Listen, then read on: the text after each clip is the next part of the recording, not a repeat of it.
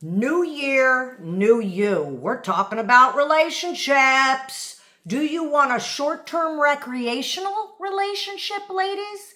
Or do you want a long-term committed? I know you think the men don't commit, but guess what? Surprise! We are the ones that have trouble committing. We say yes to everything, commit to nothing.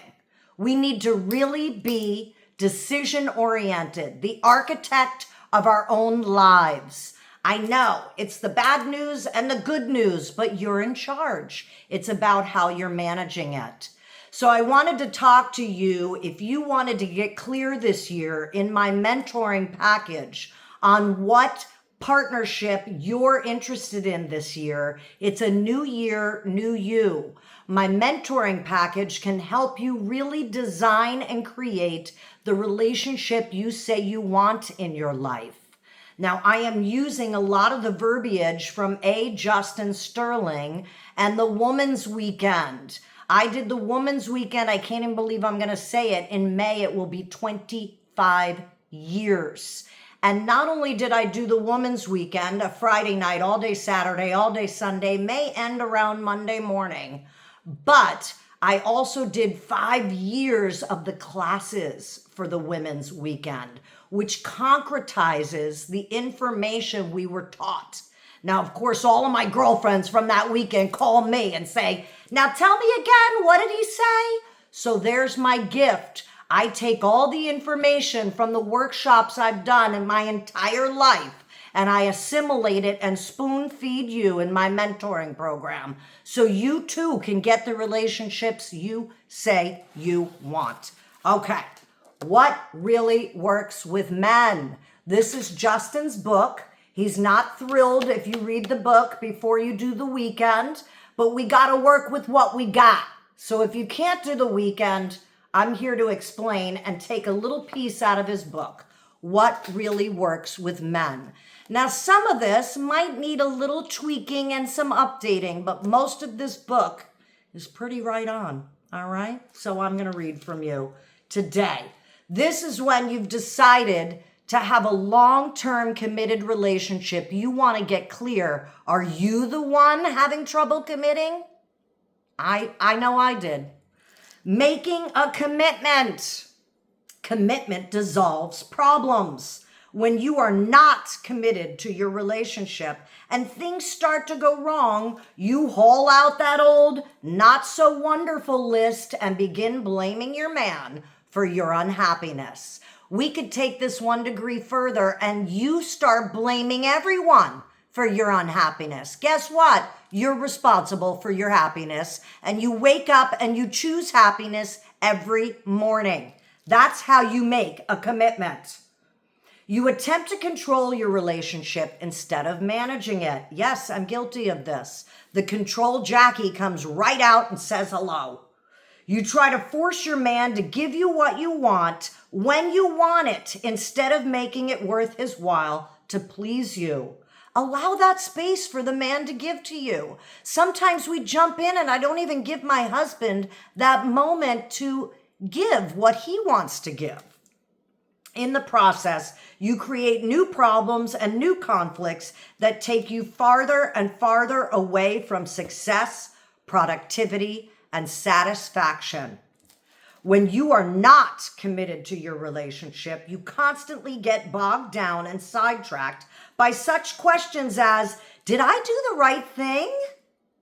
Is this really the right relationship for me? Yeah, I'm 20 years in and I still have some days like this. Don't be fooled. It's the ego trying to knock you off your course of commitment. Is this problem a sign of even bigger problems yet to come? Does he really love me? Do I really love him? Was I a fool to trust him? Is there someone or something out there that could make me happier than I am right now? Yes, you. You're in charge of your own life. You're your own authority. You get to say so. You get to direct it how you want. That's the freedom in committing to your relationship. The more you search for definitive answers to those largely nonsensical questions, remember how I shared about over emotionally digesting, making up stories? Yeah, this is it right here.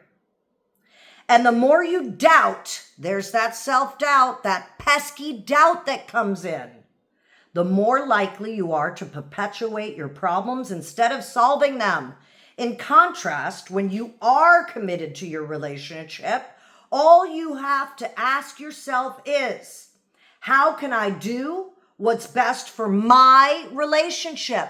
The greatest and highest good for that relationship. The third entity, the triangle. It's not just you and your partner. It's the third entity of relationship. Remember that. When you're doing something and you're like, I don't want to do it for him or her. No, do it for the relationship. That's how you get around that. Yeah. Alrighty, where was I? Instead of looking for someone to blame or a way out and an excuse to quit, yeah, you heard me, you put the needs of your relationship first. Commitment.